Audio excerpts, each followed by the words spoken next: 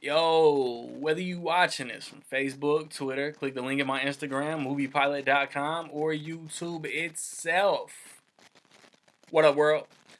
So I just watched Jigsaw, aka Saw 8, aka the 8th entry into the Saw franchise. And it stars Matt Passmore, Callum Keith Rennie, Clay Bennett, Hannah Emily Anderson, Mandela Van Peebles, Laura Vandervoort, Brittany Allen, Josiah Black, and it's directed by the Spearig brothers.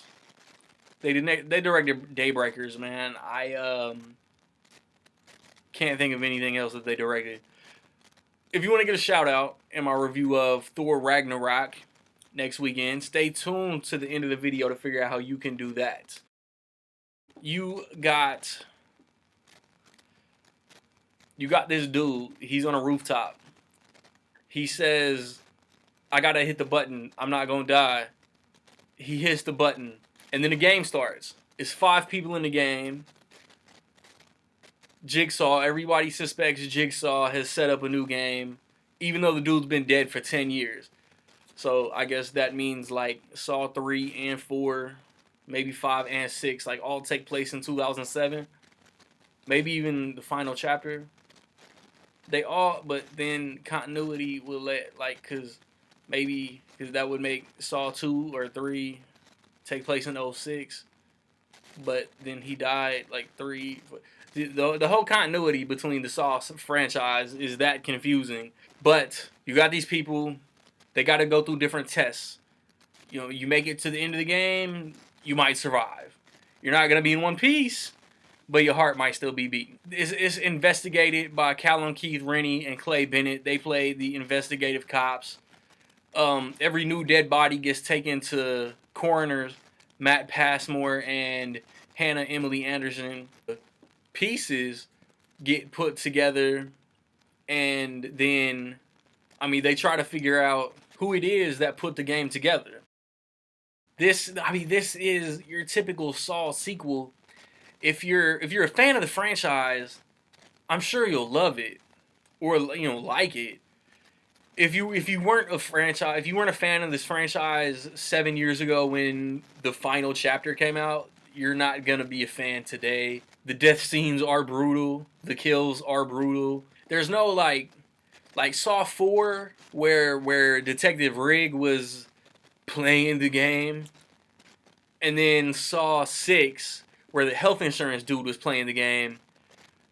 Those were like all tests of like human morality, and those stand out to me among the sequels and the traps and all that. This one doesn't have anything like that. There are some cool traps. I tried to predict who Jigsaw really was, who set everything up. I was way off. Like, the movie sends you in one direction and then takes a complete detour, a complete unexpected detour. It's like every single Saw movie, I rewatched the series, in preparation over the past week or so. Every single movie from Saw just in that one room to Saw 3D with the self-help motivational speaker dude, every movie felt like you needed to go get every single type of vaccine because you just felt that dirty. This one didn't. This one didn't have that vibe. The game is played somewhere completely new. It's not in some abandoned ass building that is run down and dirty as fuck.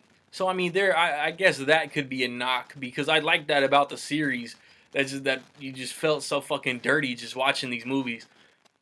And while this one, there's some, I think I reacted out loud in the movie theater at least 3 times. I'm always like, I don't know why, man. This series always catches me off guard with the twist. It did again. My expectation, because Saw 3D is the last one I watched, and it's the weakest in the series. So my expectations going in were pretty low, or like ocean floor level low. I enjoyed this movie a lot more than I thought I would. The cast was solid. That dude, Mandela Van Peebles, man, he looked just like his pops, man. He looked just like Mario Van Peebles. The acting was serviceable, man. Like, the characters were likable. I was rooting for one character to make it through the game until it's revealed why they were actually put in the game.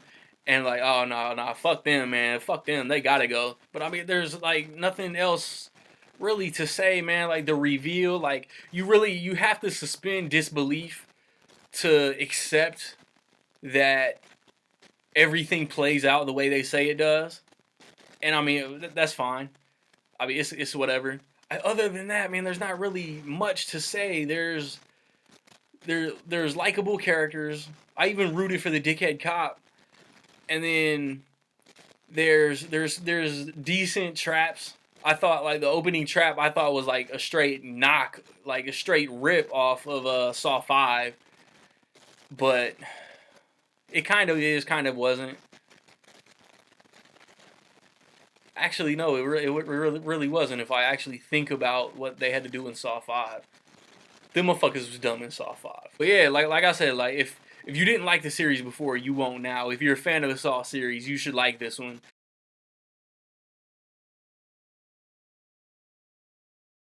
With all that being said, man, in my opinion, Jigsaw is solid and a half. You've seen Jigsaw. What do you think about it? Where do you rank it among the entire series? And once I post my review on Letterboxd, I will also review my list of how I rank the series. So, what did you think of it, man? Positive, negative, somewhere in between. Let me know. If you want that shout out in my review of Thor Ragnarok, how much is Jigsaw gonna make opening weekend, man? Be the first, be the closest. Get your guesses in before noon Central Time. NFL Sunday kickoff, bruh.